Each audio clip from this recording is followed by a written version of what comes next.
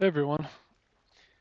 Uh, Wanted to do another video here just talking about some of the tricks I learned with putting some, polish in the maps. Um, Mainly going to talk today about the bumpiness, like on walkways. So I'm going to give you an example here. Walking over this rock, see how it's a little bit bumpy. You can kind of tell. So we'll talk about that. And then we'll also talk about smoothing out some of the areas where you're trying to keep players out using blockers. And so I actually put a few stairways here. I wanted to show you a good example of why we need this. So walking up this stair, if you have some momentum, you can keep walking, but you're getting caught on this homemade stairway, right? That's not going to fly. So there's a few different materials you can use, and wanted to show those to you. So this first one, I just used a player blocker. Now I may be remembering wrong, but sometimes player blockers don't register player footprints. Um, if I'm running, I guess it registers, but just walking, I don't think it's registering the sounds. Um, the other thing with player blockers is, I mean, they work great, they're smooth, but also you have to deal with the pre-made sizes. You can't size them your own to what you want. So that's one option. I like using those not on the ground, but pretty much everywhere else. Anything you're not going to be walking on. This option is glass. So the 10% glass, from this angle, you can't even see it. Walking on it's very smooth. The biggest downside is depending on your lighting, you can see it right here. You can see the whole glass. So it looks funky depending on your lighting. But it's smooth, so again, if your lighting permits it, it's great because glass, you can size it to whatever you want for the most part, and that's great. The third option, which is the one I've been using a lot more lately, is this letter A decal.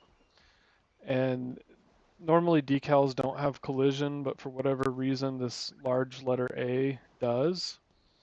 And you can, I don't know, just it's resizable, so it's pretty much perfect for floors and things like that. So up here, I think I've got it angled wrong because now I'm bumping, but down here, it's just perfectly smooth. The biggest downside to using these letter A decals, even though you can resize them, when you start moving them, you can't really, all you can see is the edges, and then when you start moving it, you can't. So they're kind of just hard to work with. The other thing, so I'm showing you the letter A version, but if you flip it over to where it's invisible, you can no longer see the letter A unless you're on the back side of it. So it won't work for something that maybe people could see the back side of. But the other thing is you don't even get the outline when you when you're looking at the blank side of it. So you almost have to use the A side to kind of keep track of it. And then once you have it in the right place, you flip it to object rotation and do a 180, and then you can just flip it so that you can't see it. So the other thing is like you could tell up at the top, I was running into bumps. And it's because my angle's just off. So let's see if we can fix that a little bit. So hopefully that doesn't give us bumps at the bottom now, but it kind of looks like it does because you can see the yellow outlines. So maybe I need to just raise it slightly. Normally it's pretty good being raised up, but you can tell if you look right here, it's raised pretty high. So again, getting it right is kind of tough, but if you can get it just right, it, these ones are probably my favorite. There's not any downside to the player themselves. playing on it. So the other thing to be conscious of when you're setting these is if you go into monitor mode, whatever this is called, machinima mode, the other thing you want to get right is kind of look at your players standing on the object and see, is it obvious that they're floating? Um, so getting into machinima mode on controller, you hold X and up on the D-pad for like until you just pop out of it, and then you do the same to pop back in. The weird thing is up on the D-pad is also the speed of the monitor. So I'm kind of slow right now, but you can get faster by holding up on the D-pad a bunch. But it can be weird because sometimes you come in and you've been holding up on the D-pad, and so you're like lightning speed.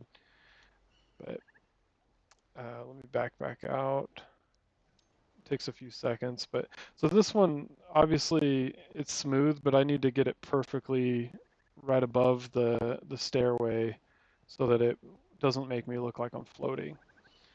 So those are the real main three methods of smoothing things out. There's kind of a balance to it all, and realistically, this map without these stairs doesn't really need these. However, I might up where I showed you up here on the top of the hill, maybe I do need to smooth this out just a little bit so it's not quite so bouncy.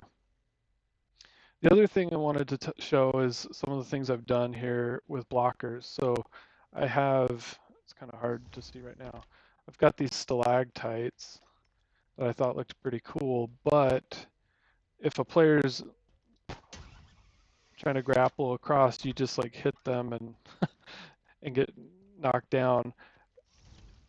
So with blockers, I can kind of smooth that out and they're less likely to get hit and knocked out of the air. So let's see if, well, I hit the side of it, but if I go in from the bottom, okay, well, apparently it's not really doing what I thought it was supposed to do, but it does smooth it out so you're less likely to get caught up on it.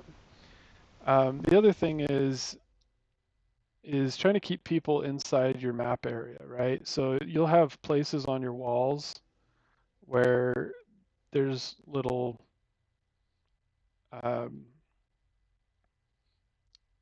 there's going to be little like nooks and crannies that players can get up on top of. They can exploit. Even here, I'm in progress of redoing it all. So like even this little ledge without these blockers here, I think you can land up there as a player, which again, depending on the game type, it may not give all that much advantage, but sometimes it does. It gives people a place that they can sit where no one's expecting anyone to be. And if they have a power weapon or something, they can use that to their advantage. So um, ignore most of these, but I wanted to show you over here what I've just been working on. And this is using a lot of player blockers. You can do a more lazy route that's just kind of a big blocky thing, but I'm trying to make it so that it kind of looks like you would be able to bump up against that. However, the blockers are going to keep you from actually landing on anything. And there's kind of a fine balance to this too, because if you have a blocker sticking out, so I'll give you an example. If this was sticking out just a little bit further to get my angle right, then someone might hit their head on it if they're trying to grapple up this area. So you kind of want to hide the edges inside the terrain or wall or whatever you're working with, but you also want to make sure that the top part isn't accessible either, which you can see right here. I hid the top part of this blocker within a different blocker so that there wouldn't be a flat spot on top for a player to land on. Did the same here. So it's kind of this fine balance you have to have of these invisible edges where a player can't land on them. Now there is a thing that happens sometimes if there's an edge just beneath a blocker. Sometimes players it'll like kind of glitch through the blocker a little bit, and you can land on that edge and bounce off of it. That one's kind of hard to get around, and it's kind of more of a bug than anything else, but something to be aware of. Um, the other thought that I've had that as I've messed with this is a lot of the time it's better when you're going upward to angle things outward. So like this one right here is angled outward. Most of the time a player is not going to really notice that they're moving that far outward as they go up, but it's easy to then hide the end inside the rock like I did here. And I'm going to have a ceiling, so they'll never be able to get to the top of that one. So let me show you what this looks like in practice. And I've got a script running for Forge mode that um, gives me unlimited grapple. Also, for whatever reason, the sound's really glitchy, so it sounds kind of weird. So apologies for that. I think it's the in-game sound from some of the 3D audio I added. But so, I mean, looking at this, it looks like I should be able to land up on something, right? But then as I grapple, I'm just kind of sliding and bouncing off of things. And that's the whole goal here is, down here where the players are at, we don't want them to know that there's any blockers going on. They're just playing the map, right? But when you get the players who, there's always some, inevitably, they're going to say, hey, can I get outside the map and get an advantage? You want them to be able to find that. And I think I just hit an edge, so I'll have to smooth that one out. But yeah, that's the goal is let's keep players in the boundaries we want for our map. Um, keep it fair, based on what type of map you're doing.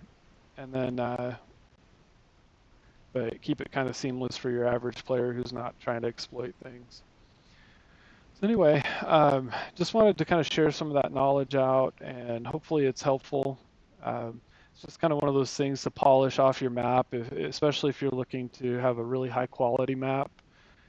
It's stuff that you really need to do so that it just feels right. And anyway, thanks for watching. Hope you enjoyed it, and as always, talk to you again later.